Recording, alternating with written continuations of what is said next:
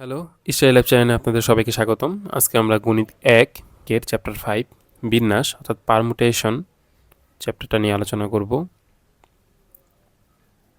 Permutation এর অর্থ হলো বিন্যাস। বিন্যাস জিনিসটা আমাদের বাস্তব জীবনে প্রায় লাগে।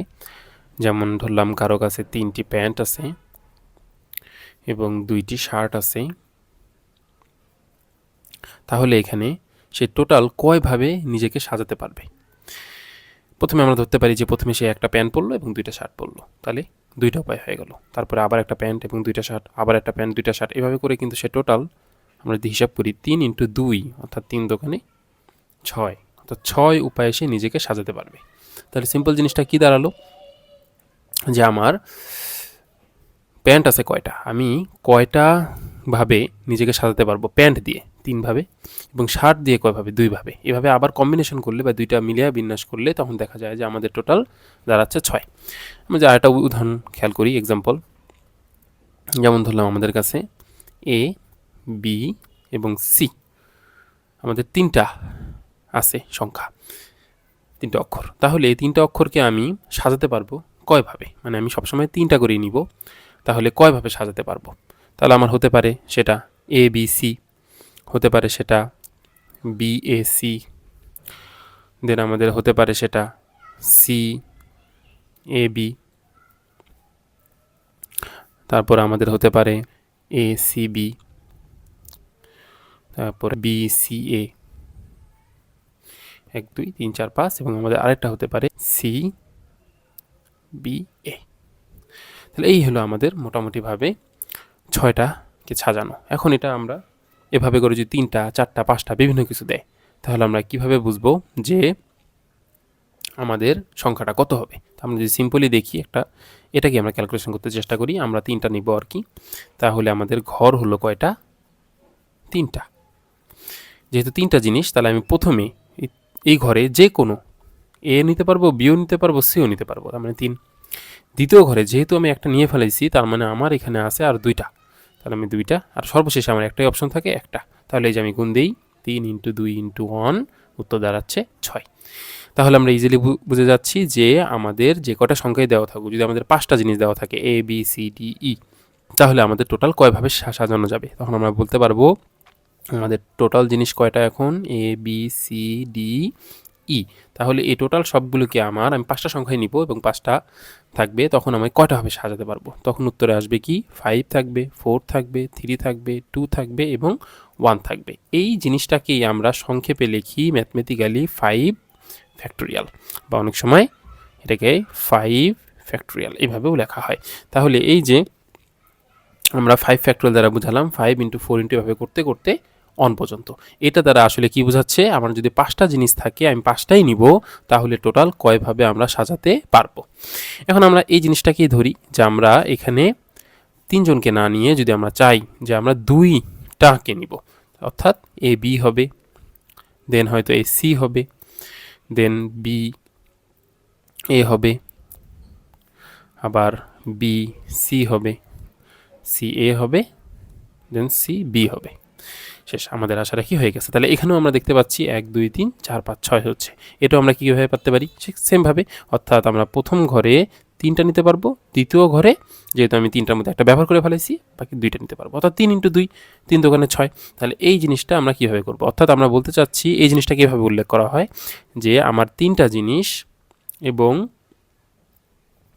পি দ্বারা পারমুটেশন বোঝায়, এবং আমি নিতে চাচ্ছি কয়টা, 2টা।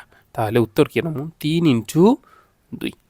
আবার আমি যদি বলি 3টা জিনিস আমি নিতে চাচ্ছি কয়টা, 3টাই, তাহলে কি হবে 3 × 2 × 1, অর্থাৎ 3 ঘর পর্যন্ত পৌঁছে যাব। ধরলাম আমি একটু সুন্দর করি, আমাদের 4টা জিনিস পি আমি নিব 2টা করে, তাহলে উত্তর কত আসবে 4 × 3। আমি কিন্তু আর যাব না, কারণ এখানে 2টা ঘর আমার কমপ্লিট হয়ে গেল। তাহলে 3 4 উত্তর 12, অর্থাৎ 4টা জিনিসের মধ্যে আমি যে 2টা করে নিয়েই, আপনারা খেয়াল করবেন এ বি সি ডি, আমি যে 2টা করে নিই, তাহলে টোটাল আমি সাজাতে পারবো কয়ভাবে, 12 উপায়ে। আশা রাখি আমরা এই ব্যাপারটা বুঝতে পারছি। তো এটা হলো বিন্যাসের প্রাথমিক আলোচনা। দেন আমরা চলে যাই নেক্সট। এখন আমাদের সবসময় যে ভিন্ন ভিন্ন জিনিস দেওয়া থাকবে তা কিন্তু না, এখানে এ বি সি ডি সবই ভিন্ন ভিন্ন ছিল। এখন যদি এমন হয় আবার এ চলে আসে, তাহলে কিন্তু আমি আসলে দিলাম 5টা, কিন্তু আসলে কিন্তু 5টা না, আসলে আমি সংখ্যা দিছি 4টা। তাহলে এই ক্ষেত্রে আমি যদি চাই এটাকে সাজাবো এবং 5 ঘর করেই সাজাবো, তাহলে আমি টোটাল কয়ভাবে সাজাতে পারবো?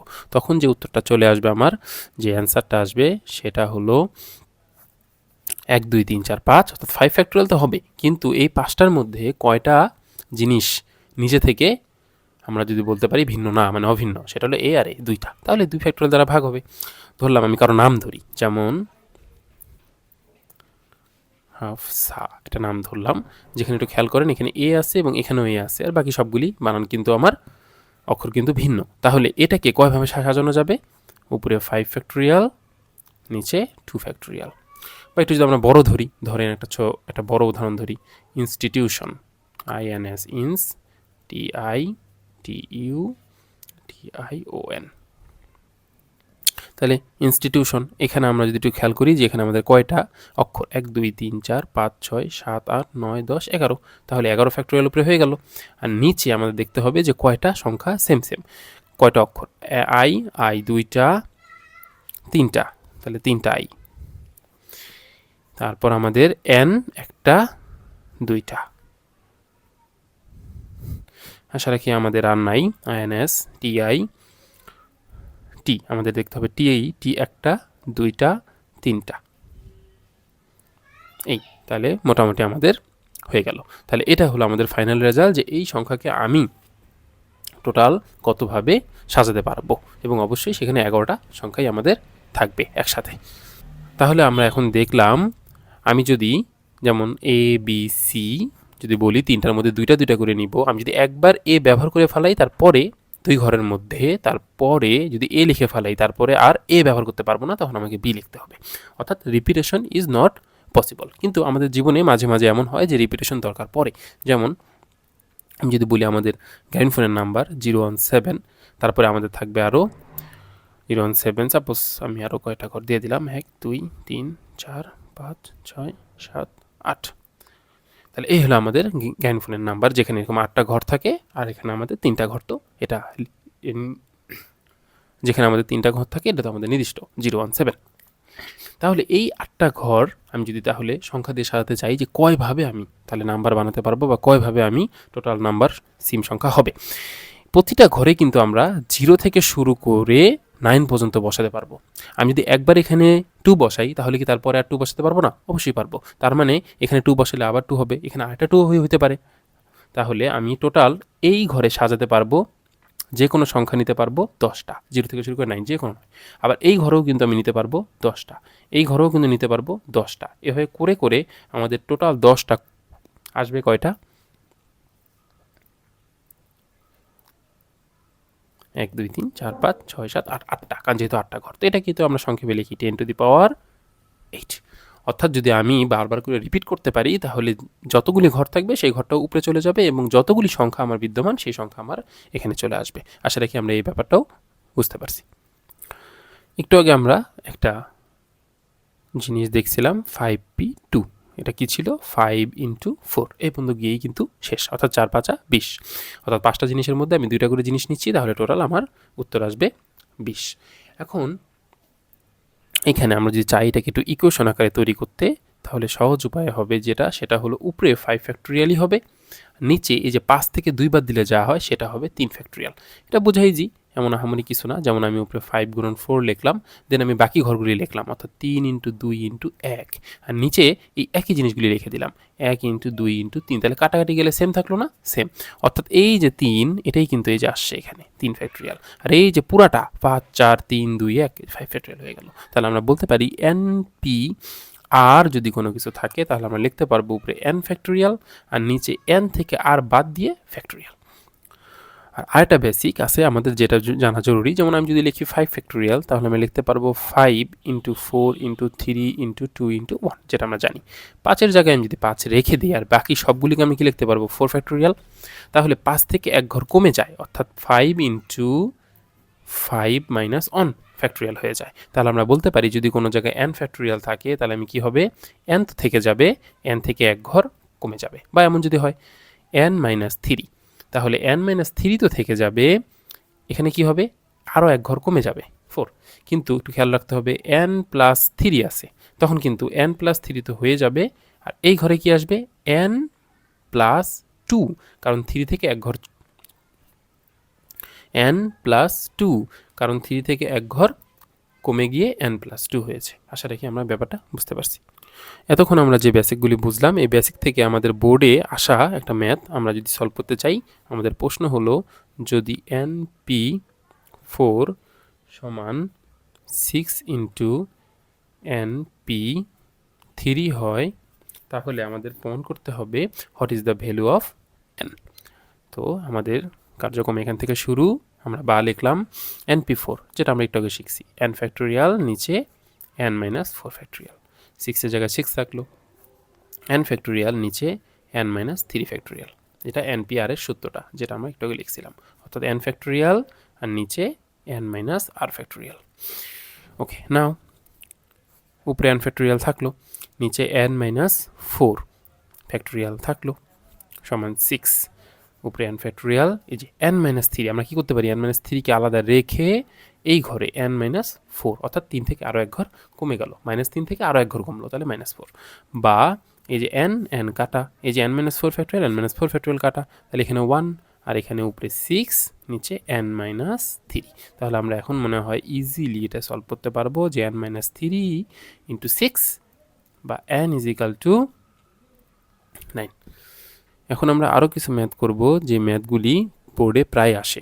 ট্রাইঅ্যাঙ্গেল এই শব্দটিকে আমাদের সাজাতে হবে বিভিন্ন উপায়ে, যেখানে স্বরবর্ণগুলি পাশাপাশি রাখা যাবে না। তাহলে স্বরবর্ণগুলিকে আমরা পাশাপাশি রাখবো না, যেমন স্বরবর্ণ এখানে কি এ আই ই, তাহলে এখানে আছে 3টি, এই 3টি স্বরবর্ণগুলোকে আমাদের পাশাপাশি রাখা যাবে না, অর্থাৎ এ আই ই একসাথে হওয়া যাবে না, আই এ ই একসাথে হওয়া যাবে না, বাকি সবগুলিকে আমরা ঘোরাফেরা করাতে পারবো বিভিন্নভাবে, কিন্তু স্বরবর্ণগুলিকে পাশাপাশি রাখতে পারবো না। তাহলে আমাদের এখন কোশ্চেন হলো তাহলে কয়ভাবে হবে। প্রথমে আমাদের দেখতে হবে টোটাল আছে কয়টা, 1 2 3 4 5 6 7 8টা, তাহলে টোটাল আমি যদি বলি টোটাল সাজানো যাবে 8 ফ্যাক্টোরিয়াল, যার উত্তর 40320। তাহলে এতগুলি উপায়ে আমি সাজাতে পারবো, কিন্তু যেহেতু বলছে স্বরবর্ণগুলিকে পাশাপাশি রাখা যাবে না, তাহলে প্রথম আমাদের প্রশ্ন দাঁড়াবে বা করতে হবে যেটা, সেটা হলো স্বরবর্ণগুলোকে পাশাপাশি রেখে কয়ভাবে সাজানো যাবে সেটা বের করতে পারলে এখান থেকে সেটা বিয়োগ দিয়ে দিব। তো স্বরবর্ণগুলিকে যদি পাশাপাশি রাখি, যেমন স্বরবর্ণগুলি কি কি, এ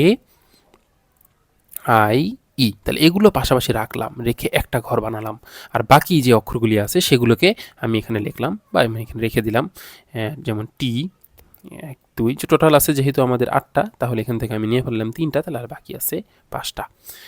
এই হলো আমাদের 5টা, তাহলে 5টা আর এখানে আছে 3টা, তাহলে এই 5টা তো আমি বিভিন্নভাবে ঘোরাফেরা করাতে পারবো, আর এটাকে আমাকে একটা বক্স আকারে বিভিন্ন জায়গায় ঘোরাফেরা করাতে হবে। তাহলে টোটাল আমার জিনিস দাঁড়ালো কয়টা, 1 2 3 4 5, আর এইগুলো সবগুলি মিলে একটা, এই বক্সটা মিলে একটা, তাহলে হলো টোটাল 6টা। এখন তাহলে এই জিনিসগুলিকে আমি সাজাতে পারবো হলো কয়ভাবে, 6 ফ্যাক্টোরিয়াল। তাহলে টোটাল 6 ফ্যাক্টোরিয়াল মানে কত দাঁড়ায়, 720, অর্থাৎ এগুলোকে একটা ঘর ধরে আমি টোটাল 6টা জিনিসকে বিভিন্ন জায়গায় নড়াচড়া করাতে পারবো 720 উপায়ে।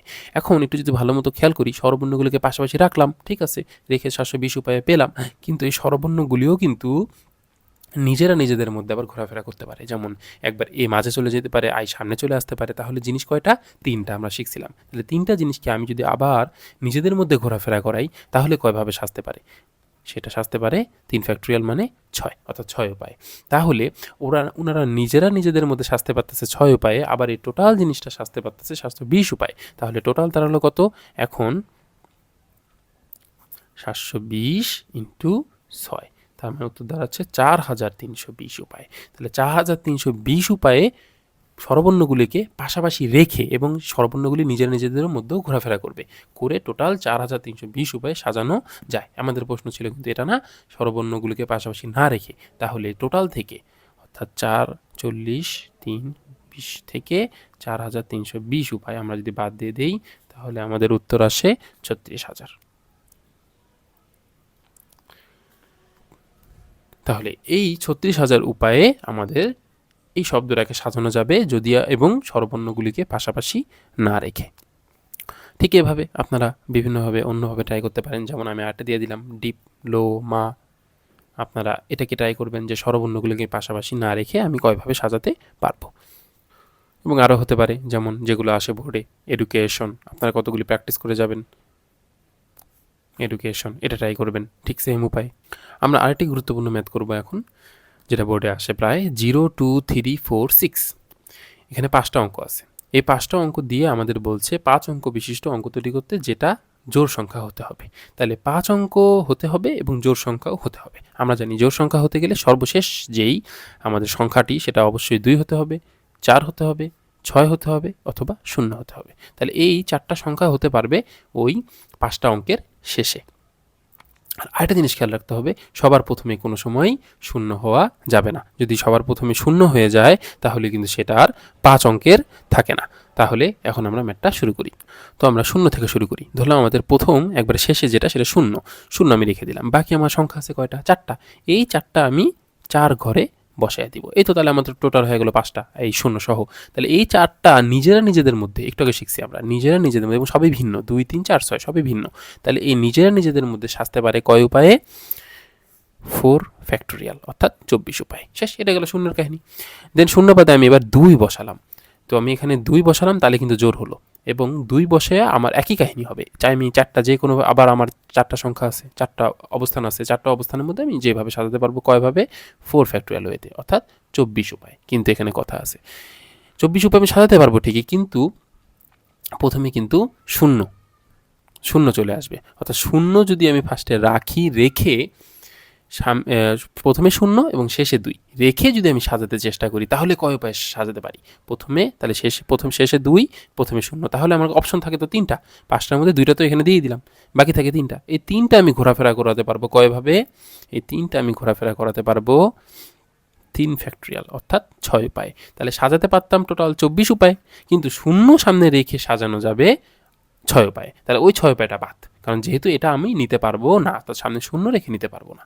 তাহলে এখানে টোটাল দাঁড়াচ্ছে ক্রাইটেরিয়া 24 থেকে এই 6 বাদ, অর্থাৎ 18। ঠিক একইভাবে কি, আমি যে 2 এর পরে যদি এখানে 4 বসাই, এবং ওই যে একই কাহিনী, 4 বসাইলে আবার 4টা সংখ্যা 24, কিন্তু 0 বসানো যাবে না, 18। আমি যদি 6 বসাই, আবার একই কাহিনী। তাহলে টোটাল আমার দাঁড়াচ্ছে কত সংখ্যা? আমরা যদি একটু ভালো মতো খেয়াল করি, এই 0 সামনে রেখে টোটাল দাঁড়াচ্ছে 24টা। তারপরে 2 সামনে রেখে এবং 0 সামনে রেখে এই সব কিছু মিলে 18টা। 2 এর পরে 4 রেখে 18টা, 4 এর পরে 6 রেখে 18টা। তাহলে টোটাল আমার সংখ্যা দাঁড়ালো 78। তাহলে 78 উপায়ে আমি 5 অঙ্ক বিশিষ্ট জোড় সংখ্যা রেখে সাজাতে পারবো। ঠিক এরকম আমি আরও কতগুলি ম্যাথ দিলাম, আপনারা করতে পারেন। 6, 5, 3, 2, 0। আমাদের প্রশ্ন হলো 5 অঙ্ক বিশিষ্টই বানাতে হবে, কিন্তু এবার বিজোড় সংখ্যা বানাতে হবে। তাহলে এটা একটু ট্রাই করবেন বিজোড় সংখ্যা দিয়ে। আশা রাখি আপনারা বুঝতে পারছেন সব কিছু। আমি এখন আপনাদের ফাইনালি একটা হোমওয়ার্ক বা একটা আপনারা নিজেরা বাসায় করবেন, এরকম একটা ম্যাথ দিয়ে আমাদের এই টপিকটা শেষ করতেছি। সেটা হলো, আমি একটা দিলাম, MATHE,